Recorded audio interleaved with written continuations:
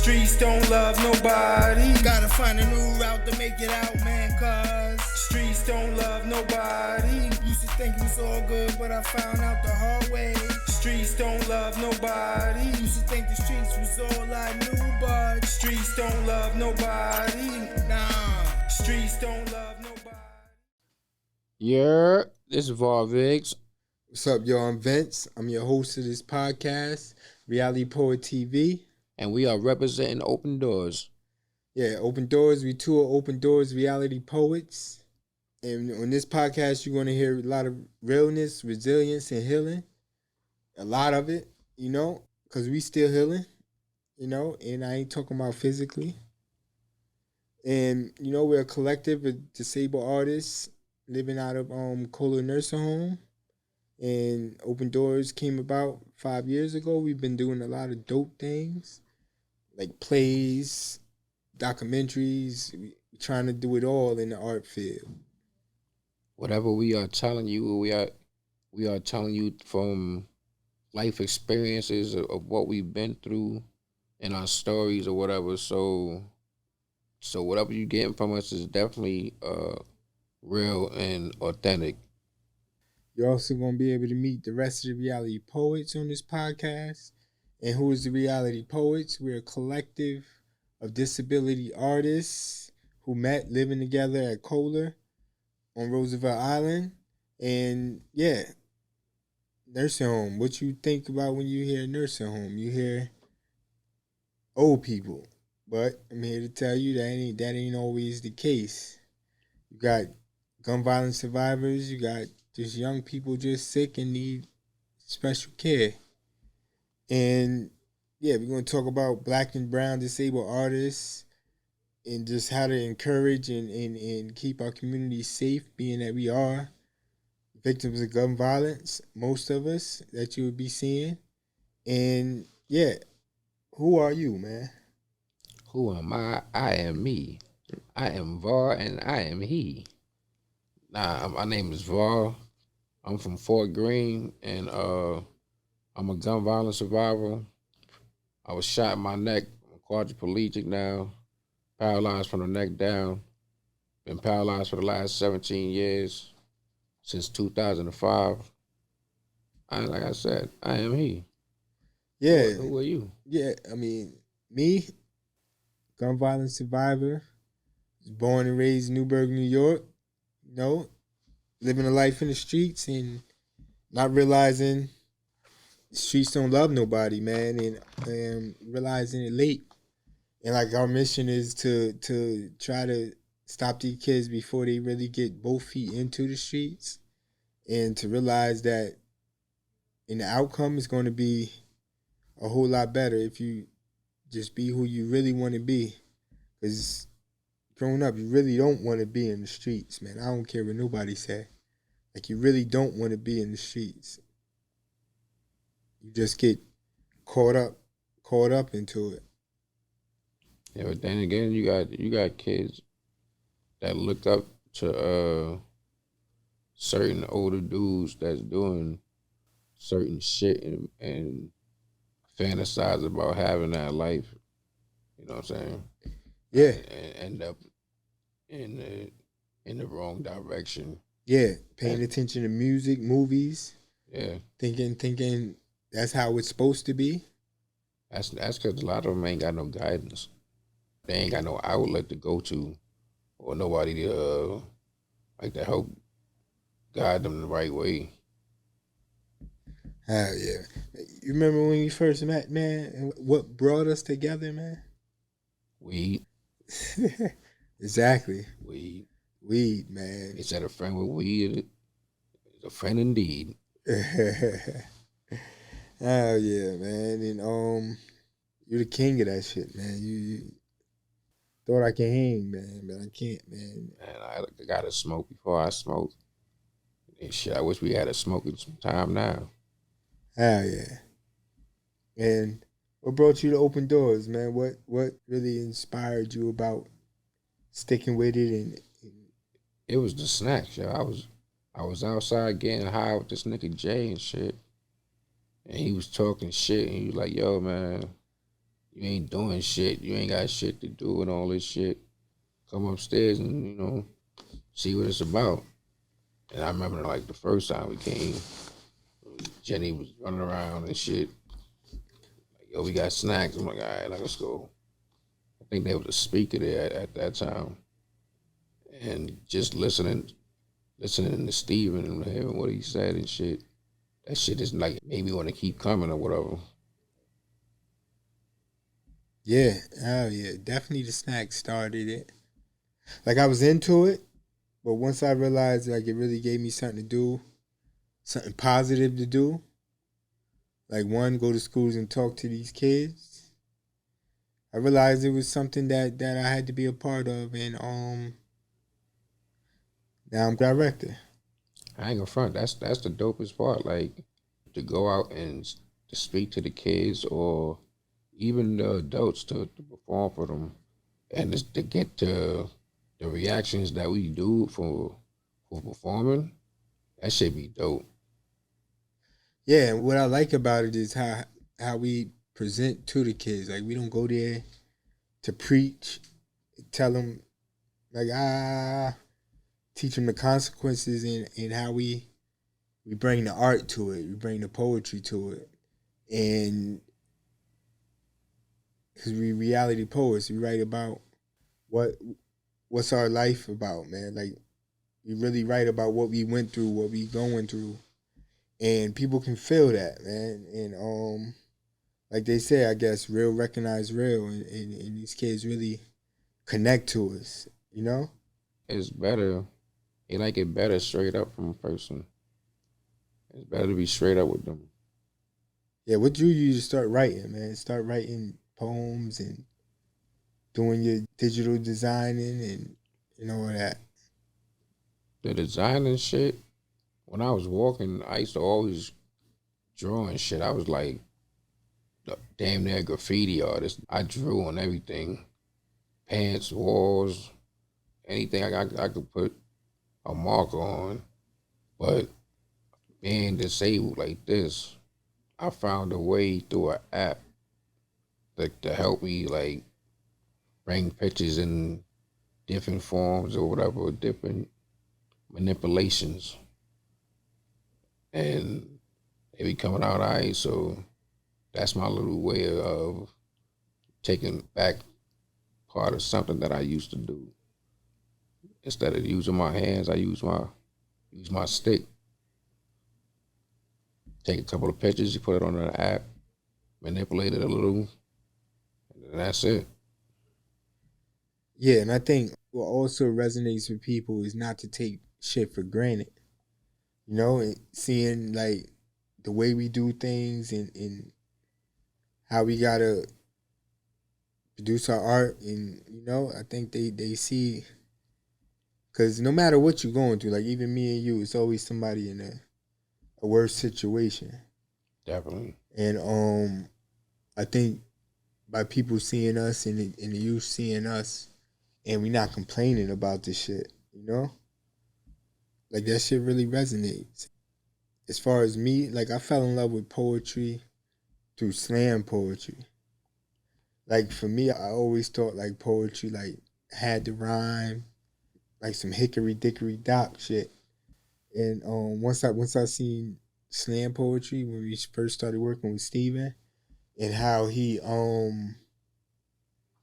basically is telling his story and telling a story in his poetry without rhyming, but making sense, and but not rhyming but rhyming at the same time. Because I do believe like music is poetry, but like how they do it and how they perform it with no music, like that's how I fell in love with poetry, man. How you fell in love with poetry? I used to do it when I was a kid, when in public school, and they used to have us write little poems here and there. But then as I got older, being locked up in jail, nigga ain't got nothing to do. After writing a couple letters to somebody, ended up writing me a poem or something. And then I ain't do that shit no more, actually, until I came into Open Doors, got into the group, and he sat there and asked us to write. He wanted all of us to write a poem. And then after that, like I said, it's the reaction of the crowd from hearing what you got to say, or you know, that shit feels good. Yeah, hell yeah. So let's tell them like how it is, like being young, living in a nursing home, man. Shit, I came here when I was 28. I've been in here 17 years. From this hospital, and another hospital, all together up in 17 years. I came in, I was 28 years old. First 3 years, I wanted to kill myself. Didn't want to live like this. Thought, just wanted it to end. And then I finally got up and went outside, and I seen other young kids like me. And they was all saying, "What's up, yo? Yo, what up, what up, what up?" I'm like, "What's up, what's up?" Went outside, and they was smoking weed and shit. And I seen me smoking. Next thing you know, we started talking, and eventually we started hanging out after that. So that's what got me back to wanting to be myself. Seeing people that was like me and around my age area, you know. I just thought it was a bunch of old people up there, because the guys that was in my room, they damn sure was like in their 60s and shit. Yeah, yeah. And like before, like you would think of a nursing home and it'd be like nothing but old people, you know? That's probably the only thing I fought with. Can't say I was never like really depressed because of the situation, because the life I was living, I was already aware of the consequences of it, and I was willing to face the consequences of it if it came or when it came, because it's coming. I never thought of being in a wheelchair. Like consequences of living a life in the streets is jail or death. And it's sad to say I had that mentality. You ain't the only one. I thought I had the same shit. It was either a nigga was gonna gun me down, or I was gonna go to jail for life for killing somebody. Yeah, and see me, I was always the one that like selling drugs, man, wanted the money the fast way. I had plenty jobs, but I was still getting that fast money and loving that fast money, and just fell victim to that shit. Shit, job. I had a summer youth job, and I had an off the book job with some Italians. Other than that, I ain't never worked again in my life, yo. Yeah, so that's why I can say I never really been depressed. I accept this shit real early. Just being thankful that I can be alive, that I'm alive. And the only thing that I fought with was having to live in a nursing home, knowing that I was going to a nursing home, and that's the only shit that fucked with me. And I thank God for this one doctor, man, that used to work over here and recommended, because like I say, it's a lot of gun violence survivors that's in wheelchairs that you would never think, and this is where they reside, And I'm thankful that I came here than anywhere else, because I probably would have been depressed if I was around a bunch of old people, can't leave the facility, So at least this one, I'm around people going through the same situation I'm going through. You can still live a productive life, and Fucking right, productive. Because I am very thankful for the women that have came through in my life these last 17 years and took this wheelchair for a ride. You always gotta appreciate them women, man. Got you. I call them strong women. Especially if they could deal with this, yeah. Yeah, definitely if they can deal with this, they strong and real. Even though if they come and go, or even though if their intentions aren't what you expect of them. Yeah, but this situation, it definitely show you who's in your corner.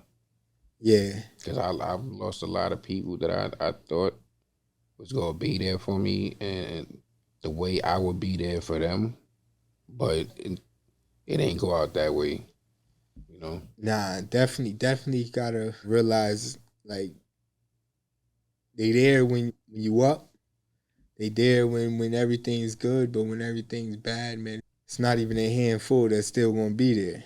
Yeah, you lucky if you get a handful. You know, and living in this nursing home hard, man, especially during this pandemic.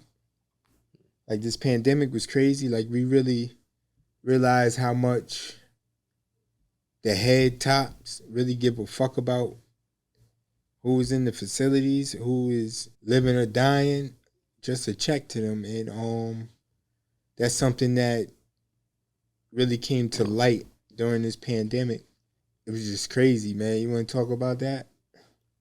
Pandemic, being locked down like you in Rikers Island. Fuck yeah.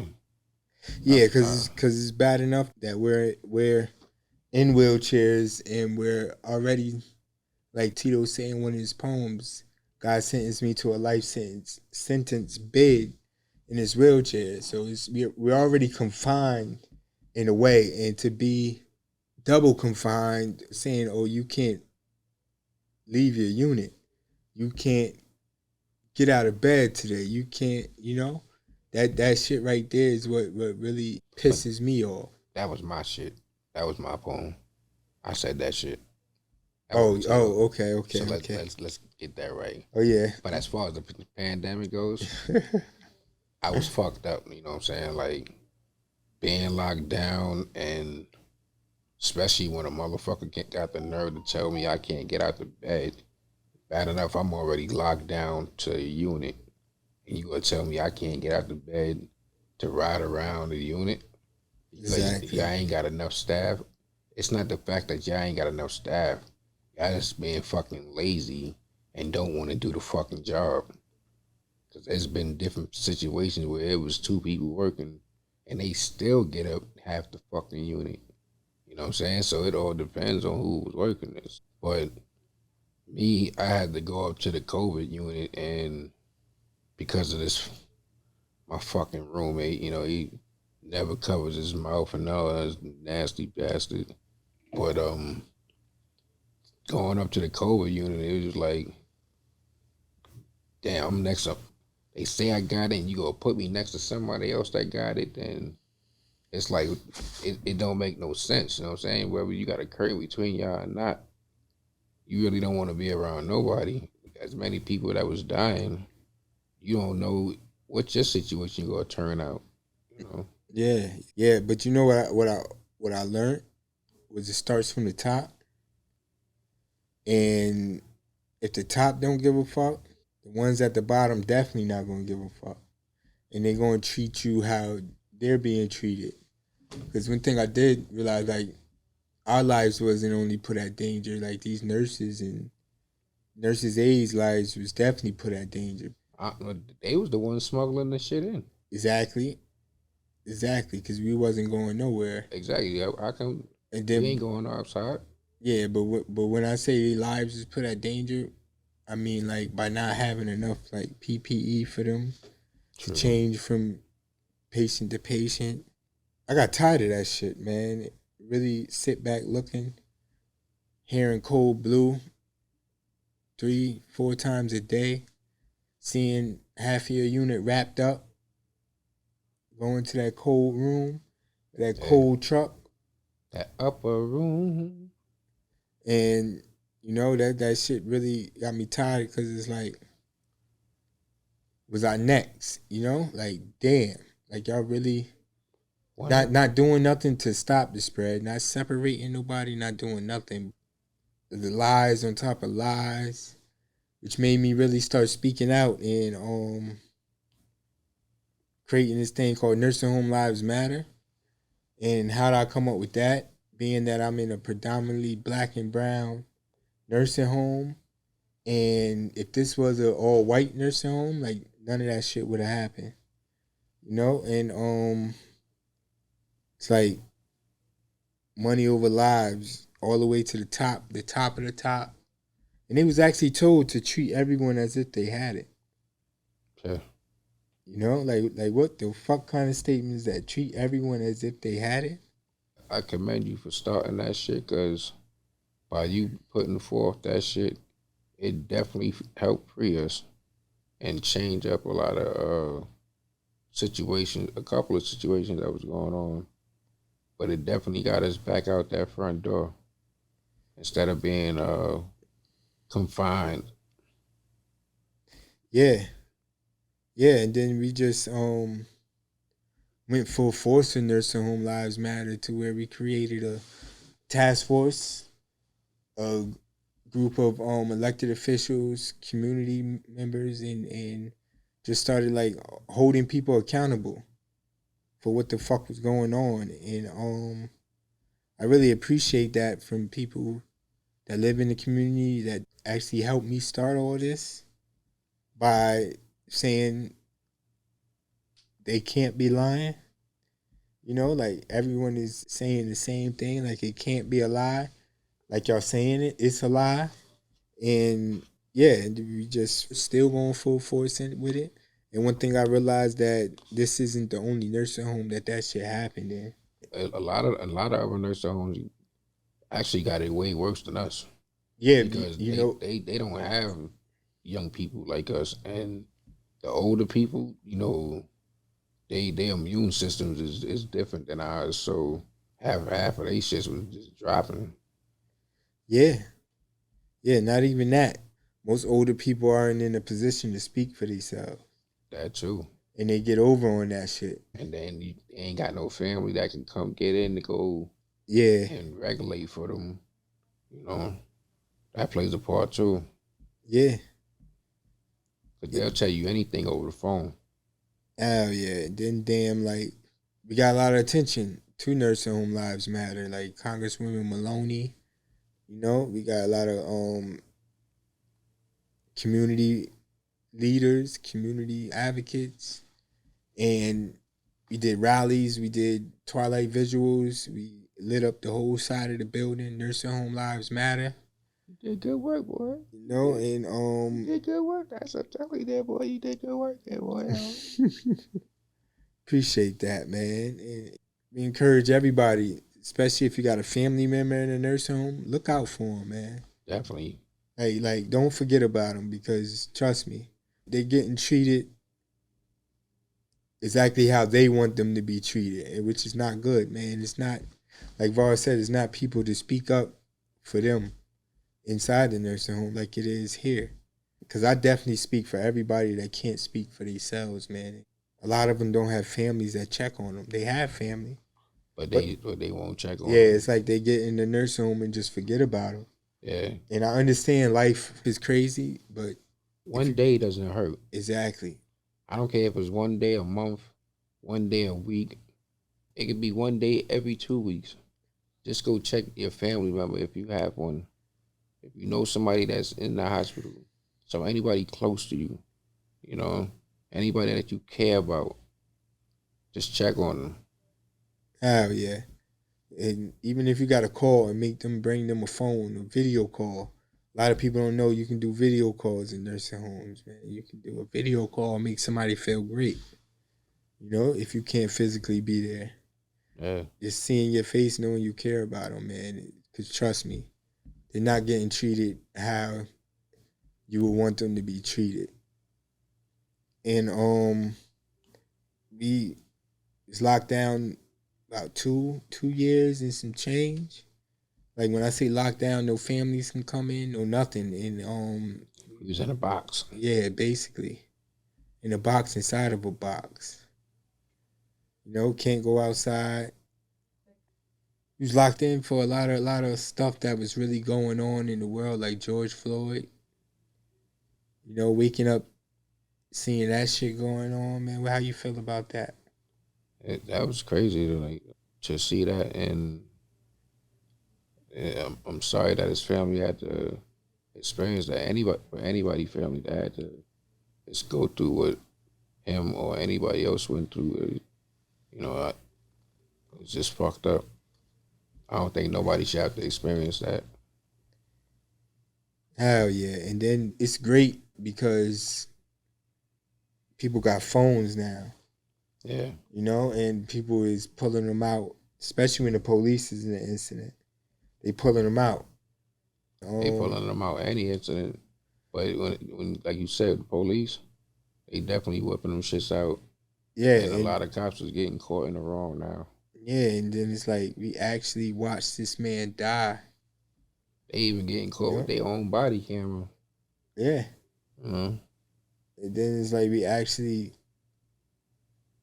was watching this man life get taken away from him during the time his world was already fucked up. During the time where nobody thought that a pandemic can even happen. Like, it's some movie shit. Like, when I was first hearing pandemic, I didn't believe it. I thought that shit was gonna last for like a week or two, maybe, and then we'd be back to back to square one. And then 3 weeks passed, 2 months passed, 7 months. I said, wait, hold the fuck up. This something ain't right. Oh yeah. That's why not only gun violence is at an all-time high. When you talk about gun violence prevention, the police definitely got to be in that conversation because they're killing people, man. I just about to say they part of gun violence. They killing more people than that's not police. The funny shit is they think they could get away with it. A reason to justify, or he moved and it looked like he had a gun. As soon as you move to put your hands up. Yeah. You know? Yeah. People scared to put their hands up. Because one false move. And you know why that is? They're more scared of us than we think. Like, seriously. Like, they're more scared of us than we think. A lot of racism inside the police force. Plus, a lot of them grew up getting bullied and shit like that. Yeah, and gun violence can be decreased, especially like in the streets, man, where you got 17-year-olds shooting young girls because they're missing their target. And because I know, like me growing up, like you can get a gun anywhere. Like a gun very easy to find. Like I ain't been in the streets since I've been shot since 2012, and it's looking like it's more easier to get a gun because younger and younger kids is coming up with shootings. They running around with guns bigger than what we had when we was younger. Yeah. The crazy shit is like this generation now don't give a fuck about nothing. They don't give a fuck about school. They don't give a fuck about other people, especially if they got drama. They go get that gun and they go keep shooting. There's different ways to try, but in all honesty, that shit gonna keep going because this person gonna have a person with this person. This person can't fight, or he might have beat this person up. Yeah, why you think they don't fight no more, man? Sometimes a lot of people, maybe their parents ain't teaching them. You know what I'm saying? Or maybe some guys are scared. They're scared to take that ass whooping and be embarrassed. Like you said, everything is social media now, so nobody wants to be outside and get their ass whooped and be on World Star with 1,000, 2,000, 100,000 views and shit and be embarrassed. So if you embarrass me, they feel like, okay, this is my way of getting back at you. Yeah, and then another way I think it can decrease is if like the community come together and be outside with these kids, man, and be outside. They need more things to do. Yeah, that too. That's what I mean by a community coming together and being outside, more active in a community. Like start throwing a random barbecue and call it peace barbecue or some shit like that, man. I ain't gonna lie, when I was young growing up, they used to have a shit called Yogi Bear. No bullshit. They used to have a bus to come around every fucking Sunday and just park on the corner and pick up kids like we was orphans. I swear to God, and drive us off to some fucking location or whatever. We go in there, we sing Kumbaya, eat snacks and shit. Next thing you know, we come back and we home. But it was something for the kids to do. Something to do. And being that they came every Sunday, you would see 20, 30 kids lined up next to this one bus, two buses, and we loaded the fuck up, you know. It was more than just going down the center and playing ping pong or cards and shit like that. Yeah, definitely. And then I feel like it's important for the community to come together, give these kids some purpose, you know, these youth centers and all that come together and throw big events from borough to borough.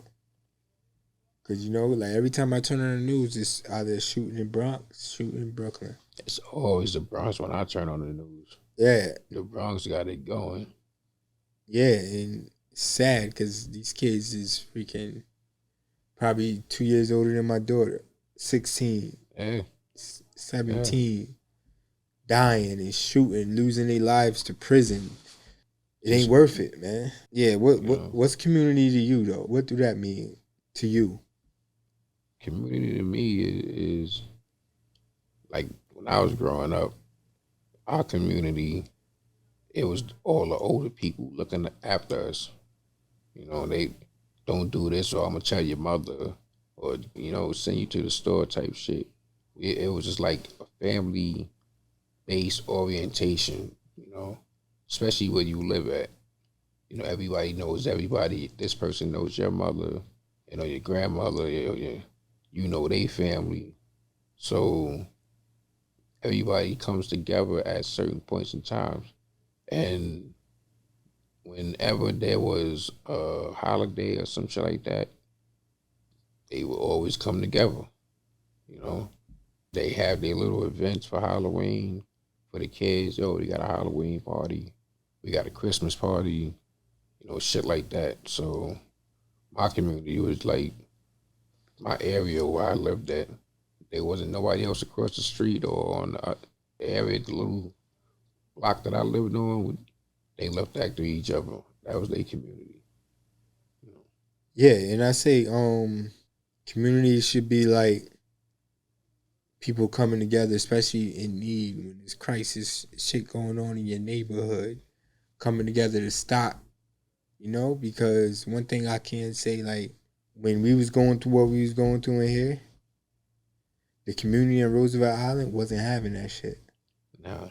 You know, they was making sure we was good. It's a few that called us every day, brought snacks, brought food, and they Love the snacks. Yeah, definitely.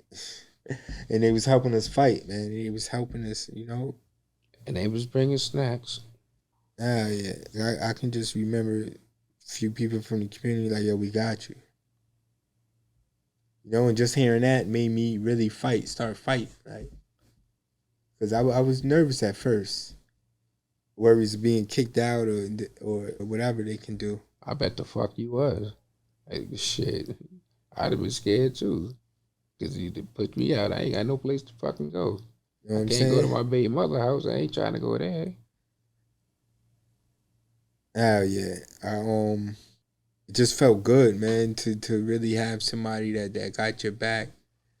And not only somebody that got your back, somebody that you know got the connections to make shit move. You know, somebody that you know that's going to 100% support what you're doing because they know you're doing it right. That's why I feel like connections is like the best thing. Rage. You know, connections. And once you got connections, on top of connections, I feel like you can never fail. So it's good to have friends who got friends. Yeah. You know? Definitely. Never know who knows who or what they can help you with. So it's always good to have friends that got friends. But you know what's even better? A friend with weed is a friend indeed. Ooh-wee. Ooh-wee. Oh, yeah? Yeah. It's almost that time. Oh, man, this guy. And, yeah, I do encourage everyone to follow Nursing Home Lives Matter, follow open doors. We do some amazing stuff, man, with the community. Follow the Vardas 718. Instagram. And we work with a lot of community partners. Shout out Holla. First community partners like we connected with when Open Doors was opening up. And if you don't know what Holla is, how our lives link all together. They're the dope organization, social justice organization. Shout out to the person that brought us together, Jenny Lee. Yes. AKA Angelina. Yeah. Shout out Jenny Lee, man. She really Them snacks work, Lara. You did your thing. Yeah, she really. She was persistent, I ain't gonna front. She was like the feds coming around. Like, Yeah. who the fuck is this white lady? Who like, and she just like, hi guys, do you want to? No, she's persistent, yo. Yeah, and then once we all really got like one sense that we got in common, and that's like being observant and really can feel when people is genuine and feel when people is fake. You know, You can see the concern in her eyes and shit. And yeah, like she really wanted to help. It wasn't just about the snacks, but she was really trying to build something. She wasn't sure at first because the first try was a disaster. And, you know, that group didn't go too well. And then she came up a couple of months down the line and put this one together. And she came up. She got a good batch. yeah, definitely. And I think she seen something in us before we even seen it. I know Steven definitely seen something in us. Yeah, He was like one of our biggest believers. hell yeah, hell yeah. Joel too. Shout out to Joel. Yeah, Joel, shout out Stephen Willis, slam poet. Joel Francois, slam poet. You can Google them if you into slam poetry. Two of the dopest slam poets. Yeah, two of the dopest. I don't care if they not recognized, but we gonna recognize them because and you might see them as a guest one day. A lot of different interviews. You know, a lot of people. Introductions to the reality poets. Yeah, so be on the lookout. I can't wait for y'all to meet the little man. Support the change. My little man, Pete. And follow the YouTube, you know, Open Doors NYC. Subscribe, share. Or how they say it, like, share, subscribe. They say tap in. You know, and gonna see some dope content, man. Look out for the music. You know, you can stream the music right now. Open Doors Reality Poets Volume 1. You didn't even tell them you do music and all that shit. On all types of platforms, you know. That is me in the introduction. Streets Don't Love Nobody. You know, produced, wrote, all by me. And like Bar said, follow his artist page. I don't know if you want to follow his regular page. Definitely don't. Trigger warning. Definitely want to do that. Trigger warning. Unless you want to laugh, but definitely a good laugh though. Yeah. So what we got going on though right now, man? We got to get the fuck out of here. I got the weed to go smoke. That's what we got going on. Nah, do look out for Fire Through Dry Grass, our documentary. FireThroughDryGrass.com. Go look that up. That is, you would get a better understanding of what we went through during the pandemic. And yeah. Just be on the lookout for us, period. Like you said, tap in, you know, subscribe, follow. We hope y'all enjoy what's to come. Yeah. Reality Poet TV, man, and we out. Darkness, baby. Yeah. I'm Viggz. And I'm Vince. And we the fuck up out of here. Open doors, baby. Yep. Streets don't love nobody. Used to think it was all good, but I found out the hard way. Streets don't love nobody. Used to think the streets was all I knew, but streets don't love nobody.